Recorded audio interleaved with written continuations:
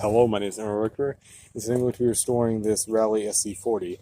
So someone's actually just throwing the bike away, and it's actually a pretty nice bike. You can see the frames that you made in America. It's actually got textual brakes and a cassette hub, and a full Sarah drivetrain. So I'm thinking of trying to restore the bike, or at least restore most of it and paint a couple parts, and try to have something I can ride around the neighborhood in.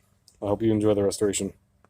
So the stem bolt was actually stuck on there, so I ended up taking it off without recording that. So